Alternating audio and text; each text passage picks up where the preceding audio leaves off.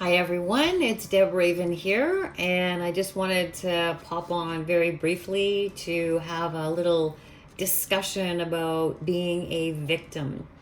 And this came up during our group coaching call here this evening, and we were talking about it relating to a little bit of a different topic, but it made me think about how we can hold ourselves back when we feel that we're a victim of circumstance.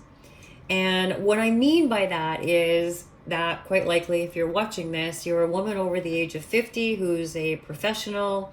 You've done some great things in your working life, but for whatever reason, things are not working at the level that you want them to right now. Maybe you're still working in a job that you hate. You're bored, you're frustrated, you're on autopilot, and you're just kind of really waiting until you can retire. And maybe it has to do with money. Maybe there's a certain age where you've made your full contributions to your 401k. Maybe there's an age that you need to work at until you get a pension. Yes, there are companies that still have pension plans out there. So maybe you're feeling kind of like a victim of circumstance of, I really don't like what I'm doing and it's affecting my life. I'm tired, I'm miserable, I'm kind of bitchy. I'm not showing up as the woman that I want to be, but this is the way that it is. This is the way that it has to be right now. And, of course, money is important. We all need to make money to live. But if you really do an analysis of how much money do you need and what you need money for, you will often see that you have more than enough. Now, I'm not naive. I know that everybody is not in that circumstance, but a lot of people are. But because they're so used to making money all of their life, it's been part of their identity all of their life. Giving that up sooner petrifies them, so they stay where they are. Now, that's not to say that you can't make a change and make the same amount of money or even more money than what you're making right now, but that's what a lot of women think. And, you might also be feeling a victim of circumstance if maybe you're not working right now. Maybe you've been laid off. Maybe you've been downsized. Maybe you've been outsourced. Maybe you've gone through a divorce and you didn't end up financially at a good place. Maybe you're living on your own and there's a lot of pressure because there's nobody else making the contribution. So you feel a lot of pressure to just kind of ride out this job that you hate because you have this deep desire to make a certain amount of money. Or maybe you feel like a victim of circumstance because maybe you're taking care of elderly parents. Maybe you've had to put out some money to help take care of the elderly parents. Maybe it's consuming a lot of your time and your energy. Maybe you've had to put kids through college, which has really depleted your resources. So when all of these life circumstances happen, which they will, it can almost leave us with this feeling of being a victim. Now, what's true is that having a victim mentality takes away your power, even if you're right. So let me say that again. Having a victim mentality takes away your power, even if you're right.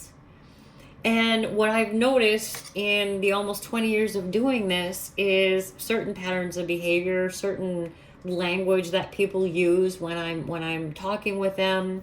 And what I've noticed is that most people, I'd say 99.9% of the people that I talk to, I can quite easily identify a victim mentality in some way, shape, or form. Not all people have this, but certainly there are a lot.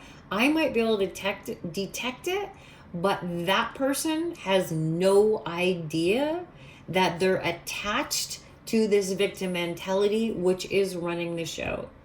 And when that victim mentality is running the show, you are left feeling handcuffed. You are left feeling that you have no options. Your only option that you can see clear is just to kind of ride out this job that you no longer enjoy. So in the work that I do with women, I help them to get clear on really what they want to be doing next. So this doesn't apply to you if you want to just work for another year in your current job and then you just want to retire and do whatever it is that you want to do. That's fantastic. But I've noticed that a lot of women want to keep working later in their life, because if you retire at 63, 65, 67, and you're so used to being purposeful, having a reason to get out of bed in the morning, they want something else after. And volunteering is great, but it can only often go so far for women. And sometimes women want to make a little extra money because maybe they don't have what they feel is enough for themselves right now. But if you are stuck in that victim mentality, it's hard to create something after that, because you're always going to find a reason to be a victim of circumstance. Because if you look not even very hard, you're always going to find that reason why you can't do something. But I invite you to consider that there's always a better question that you can ask yourself. What if I did do this? What if I did accomplish this?